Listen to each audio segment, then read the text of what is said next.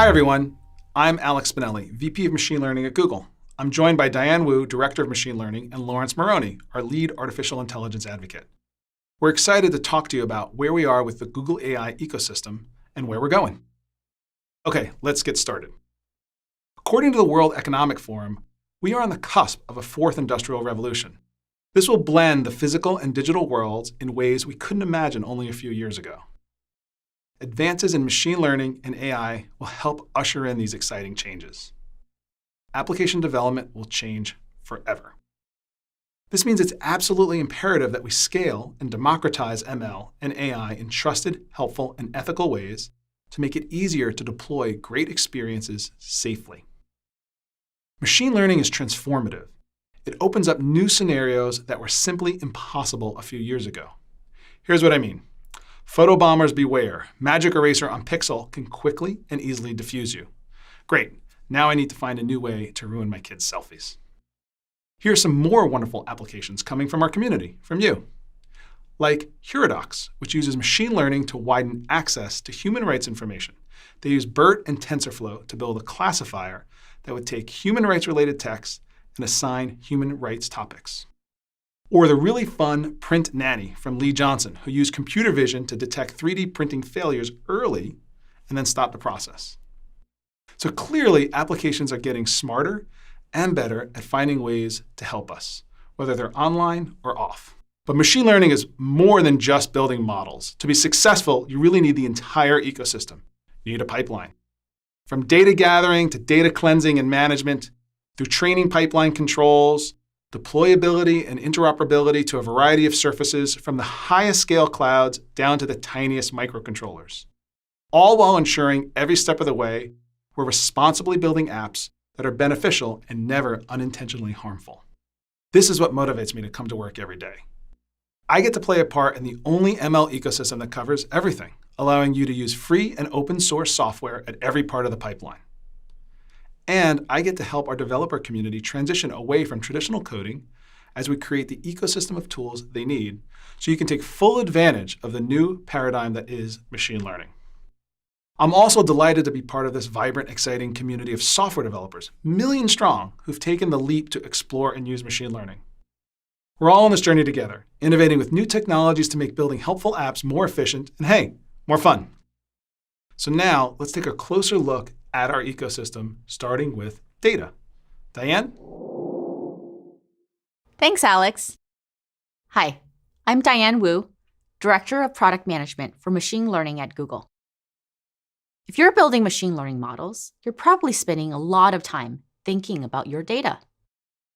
A machine learning model is only as good as the data that's used to train it. So we want to make sure that you have the best tools to acquire, label, pre-process, and ingest high-quality data for your modeling needs. With tools like TensorFlow datasets, a collection of ready-to-use datasets from Google and the community. You can access them with just 1 or 2 lines of code, and they are incredibly useful if you want to quickly prototype a model.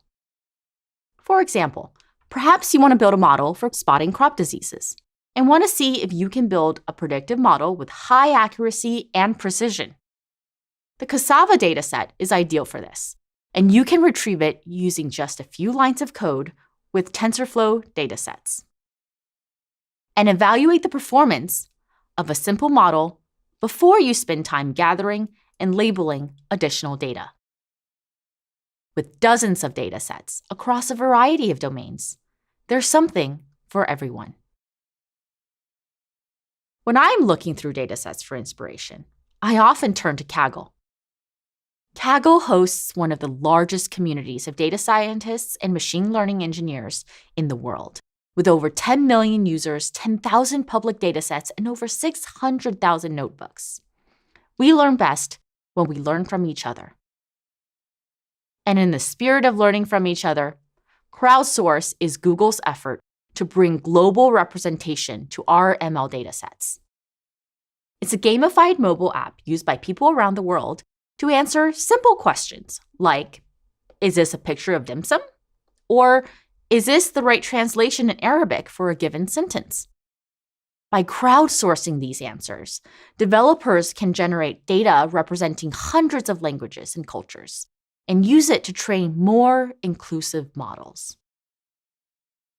Once you've found your dataset and you're ready to start training your model, you can use the TensorFlow data APIs to cleanse and pre-process that data and prepare it for training. When it comes to machine learning, a lot of academic focus is placed on model architecture and hyperparameter tuning. But when you actually look at the code that's written, this part is for the model, and this is for the pre-processing of data. So we build infrastructure that helps to simplify pre-processing and reduce the time that it takes to build a model. The TF record format and TF data APIs make it much simpler to complete important data preprocessing tasks, like slicing, splitting, shuffling, sharding large datasets, augmentation, and a lot more too. But you don't need large datasets to be successful with AI and machine learning. Turn up the music and check out what the Beyond Imitation folks did. Their app gives you a virtual dance partner. It runs with TensorFlow.js and is trained on just a few megabytes of data, which is open sourced along with the code. And like any part of the development process, it's important to build machine learning products that behave responsibly and reliably. We've been working hard to bring you the tools that help you understand your models and data and anticipate how they might perform under different conditions.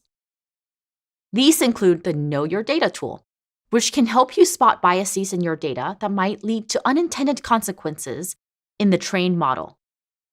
Know Your Data is a powerful way to quickly spot issues and is currently available for well-known datasets. Know Your Data can help you quickly identify correlations in your data that would inevitably be reflected in your trained model. Such correlations, like the one between perceived gender with different types of activities that we found using Know Your Data on Cocoa Caption, can lead a model to perpetuate unfair biases or stereotypes unintentionally. Beyond dataset analysis, we've also expanded the capabilities of the Language Interpretability tool, or LIT, a tool that helps developers interactively probe their model to better understand, test, and debug its behaviors. We want LIT to bring cutting-edge interpretability techniques directly from research into the hands of ML practitioners. So we've included a few methods like TCAV, which stands for Testing with Concept Activation Vectors. TCAV tells you how important a high-level concept, like perceived gender, is for a prediction class. And you can use TCAV after training without having thought of the concept of gender before training. This is not magic, and you can see how it works while using LIT. We've also made LIT more broadly accessible, as it's now available to all of our cloud users through notebooks. Finally, and most importantly for many of you, as part of our extension of LIT, we have preliminary support for tabular and image models. And now is time for the next step, training your model. And Lawrence is here to tell us all about that. Hi everybody, I'm Lawrence Moroney, the lead artificial intelligence advocate here at Google. And I'm really glad to be here with you today, so let's talk about training. When you start your ML journey, it can seem so alien, complex, and maybe very abstract. Because you're used to writing code to solve problems, but this new paradigm has you training a model to do it for you. So how do you even get started? Well, I got good news for you. With the Google AI ecosystem, there's a variety of coding APIs that are easy to understand, code, maintain, and of course debug. I'll start with Keras. It's designed to make bringing AI models to code very easy, with an API that works from the simplest Hello World models all the way up to cutting-edge, research-oriented models like this one, which incredibly can understand what an AI pays attention to when it's classifying an image, and which can segment the image into backgrounds and people. There's also some great research stuff that's been done in Keras, like this Pathfinder model from the folks in Google AI, to this wonderful solution from the community, It detects hidden objects behind larger objects using radar and convolutional neural networks. And maybe you saw it in the developer keynote. And if you're developing for mobile or embedded applications, I'd love to introduce you to TensorFlow Lite Model Maker, which, as its name suggests, is designed to take on complex tasks in model creation, such as data processing, training, evaluation, model optimization, conversion, all that good stuff, and wrap them into easy-to-use APIs that can create production-ready TensorFlow Lite models. Your code is then reduced from this to this. Model Maker leverages transfer learning, which greatly reduces the amount of training data and shortens the training time. The next step is to integrate your model into your mobile app, and deployment can be difficult. The clue is in the name, TensorFlow. Tensors flow in and tensors flow out. But you're probably more used to dealing with bitmaps, strings, and CV pixel buffers than you are with tensors. So we created the TensorFlow Lite task library to help with using the model on multiple platforms. And right here at I/O, we're delighted to announce that TensorFlow Lite Model Maker and the task library now support on-device large-scale similarity search through the Searcher API. Powered by a model called SCANN, Google's cutting-edge similarity search, the Searcher API helps you find similar images, text, or audio from millions of data samples in just a few milliseconds. For example, in a photo gallery app, users can select a birthday party photo, and the model will find similar photos from their photo gallery. And since all of this happens on-device, no user data is sent to a server, so your user's privacy is maintained. And I'd also like to announce that the task libraries are now fully available to iOS as well as Android developers. One piece of feedback we often get when it comes to writing code for machine learning is from developers who want to get started, but they can't afford or justify the hardware investment. To that end, we've made Colab available. It's a browser-based IDE that can run on just about any computer, and it has free GPU and TPU resources on the back end that you can use to train your ML models. Like Carol Lowe from the United Kingdom. Carol chose to do her master's in cybersecurity, and her dissertation was on detecting deep fakes. But being new to deep learning, she didn't know that she would need a GPU to be able to finish her project effectively. And for many, when you're a student, every penny counts. So when she saw how much a computer for deep learning might cost, she thought she'd probably chosen the wrong topic. And then she discovered Colab and was able to use it to complete her research, saving thousands. Or Muni Swaran from India. He couldn't afford compute resources when he was an undergraduate. He was spending hours waiting for his neural networks to train on his CPU until he discovered Colab. With this, he was successful in learning ML, and he has now completed our TensorFlow Professional Certificate and works as a machine learning engineer. Of course, the ecosystem isn't just for getting started. The same frameworks and skills can apply to huge solutions too. So when you want to train across massive infrastructure, like TPU clusters, the APIs make it simple through a distribution strategy. Your code will change from this to something like this. Let me share an example of a company that we've been working with to support training their models on TPUs. Cohere.ai recently updated their extremely large language model to train on the newest V4 TPU clusters, and they've improved training time by 70%. With this language model, they provide an API to developers that can let you do things like content moderation, semantic search, categorization, and a whole lot more. Now, it's all very nice to have a model, but your users still need to be able to access it. So next, we're going to take a look at the deployment options, and right back to you, Diane. Thanks, Lawrence. It's so inspiring to see developers leverage Google-scale compute and infrastructure to train models with state-of-the-art capabilities. But the journey doesn't stop there. Once you've trained a model, now you need to deploy that model into production.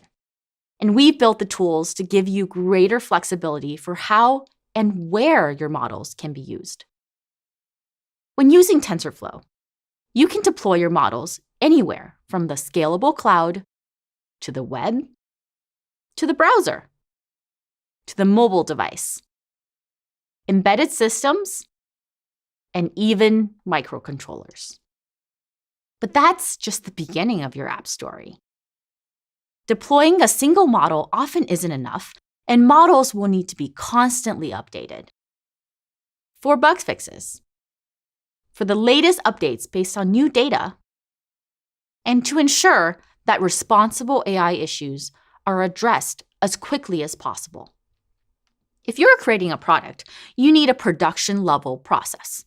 For machine learning, you'll need an MLOps process and infrastructure, and TFX is a great place to start. As the world and your businesses change, you'll need not only CI/CD, but continuous training too, and TFX makes that possible. TFX also helps you understand your model's performance at a deeper level, so your customers have a great experience with your product. You can train models in TFX for your mobile, web, or server-based applications, and you can run TFX just about anywhere, including in a web browser with Colab. It's in use by many Google products and by companies like Spotify and Twitter. With over 10 million downloads, chances are pretty good that you already use an app or service that uses TFX. As you work to build responsible machine learning systems, model cards help provide context and transparency into a model's development and performance.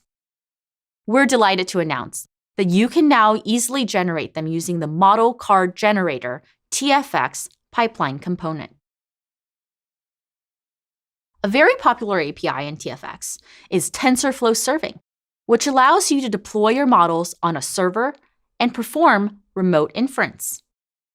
So today at I/O, we're launching 4 new learning pathways for Android, iOS, Flutter, and web developers to learn how to deploy a model to TF Serving and use it on their platform of choice. And when it comes to deploying on mobile, we've gotten great feedback from Android developers who love using TensorFlow Lite, but don't like the burden of deploying the runtime with their app and continually updating their app to get the latest version. So we're delighted to announce that TensorFlow Lite runtime is now available in billions of devices via Google Play services with regular updates. That way, you know your users will have the latest, fastest version of TF Lite, and that your APK size will be much smaller. Several Google teams, including MLKit, already use TensorFlow Lite in Google Play services, serving over 400 million monthly active users, running over 20 billion daily inferences. And you can benefit from this technology today with our public beta API. Having a platform that empowers developers like you to build inspirational solutions is what really excites me and gets me up in the morning. And none of it would be possible without you, the great community of developers that make it real. And with that, I'll hand it back to Alex to share some exciting updates. Thank you, Diane. Wow, we've seen lots of great stuff today.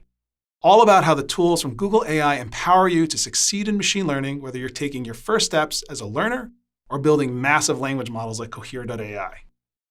If you're curious about how it all works, even if you aren't technical, we have a terrific specialization called Google AI for Anyone that we released on edX.